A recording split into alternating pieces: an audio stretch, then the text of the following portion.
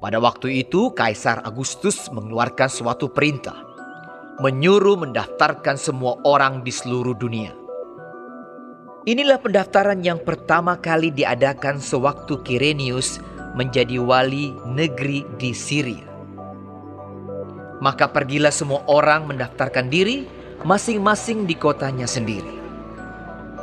Demikian juga Yusuf pergi dari kota Nazaret di Galilea ke Yudea, ke kota Daud yang bernama Bethlehem, karena ia berasal dari keluarga dan keturunan Daud, supaya didaftarkan bersama-sama dengan Maria, tunangannya yang sedang mengandung.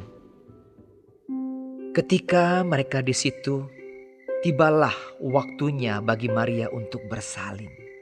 Dan ia melahirkan seorang anak laki-laki, anaknya yang sulung.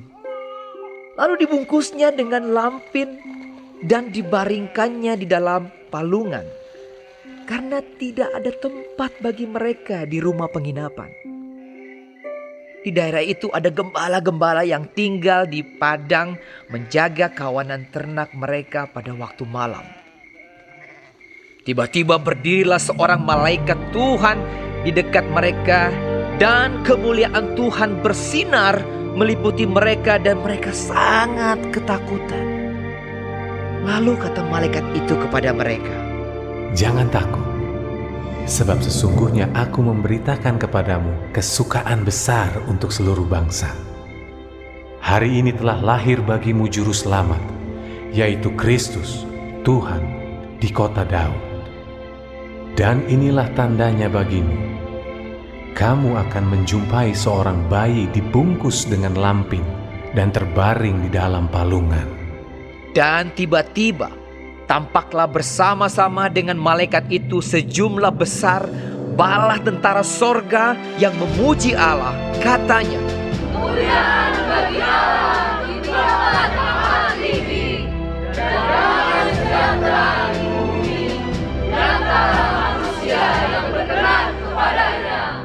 Setelah malaikat-malaikat itu meninggalkan mereka dan kembali ke sorga, gembala-gembala itu berkata seorang kepada yang lain, "Marilah kita pergi ke Bethlehem untuk melihat apa yang terjadi di sana, seperti yang diberitahukan Tuhan kepada kita." Lalu mereka cepat-cepat berangkat dan menjumpai Maria dan Yusuf dan bayi itu yang sedang berbaring di dalam palungan. Dan ketika mereka melihatnya, mereka memberitahukan apa yang telah dikatakan kepada mereka tentang anak itu. Dan semua orang yang mendengarnya heran tentang apa yang dikatakan gembala-gembala itu kepada mereka. Tetapi Maria menyimpan segala perkara itu di dalam hatinya dan merenungkannya. Maka kembalilah gembala-gembala itu sambil memuji dan memuliakan Allah, karena segala sesuatu yang mereka dengar dan mereka lihat semuanya sesuai dengan apa yang telah dikatakan kepada mereka. Dan ketika genap 8 hari dan ia harus disunatkan, ia diberi nama Yesus, yaitu nama yang disebut oleh malaikat sebelum ia dikandung ibunya. Dan ketika genap waktu pentahiran, menurut hukum Taurat Musa, mereka membawa dia ke Yerusalem untuk menyerahkannya kepada Tuhan.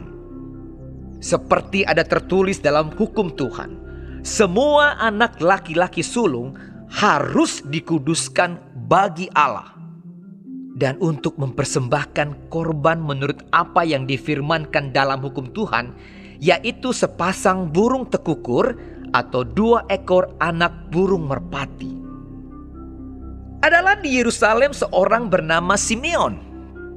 Ia seorang yang benar dan saleh yang menantikan penghiburan bagi Israel. Roh Kudus ada di atasnya, dan kepadanya telah dinyatakan oleh Roh Kudus bahwa ia tidak akan mati sebelum ia melihat Mesias, yaitu Dia yang diurapi Tuhan. Ia datang ke bait Allah oleh Roh Kudus. Ketika Yesus anak itu dibawa masuk oleh orang tuanya untuk melakukan kepadanya apa yang ditentukan hukum Taurat. Ia menyambut anak itu dan menatangnya sambil memuji Allah.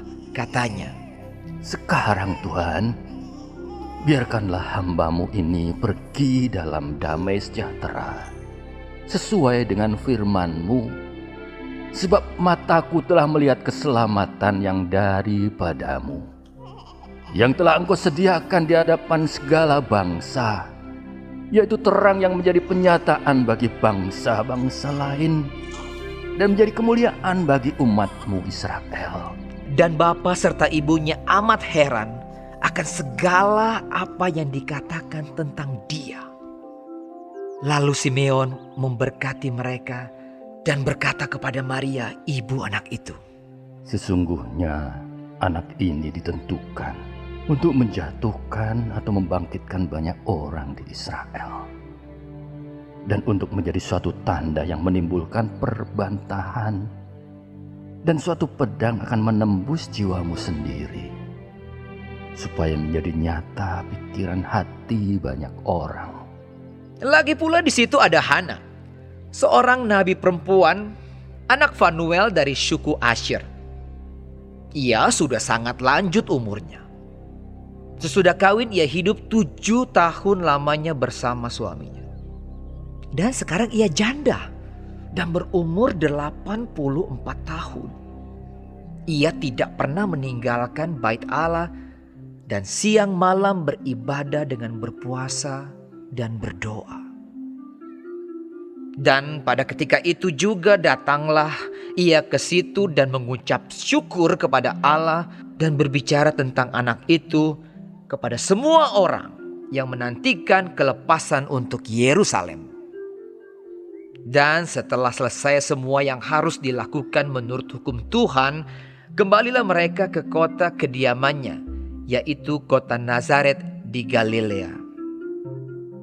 Anak itu bertambah besar dan menjadi kuat, penuh hikmat dan kasih karunia Allah ada padanya. Tiap-tiap tahun orang tua Yesus pergi ke Yerusalem pada hari raya Paskah.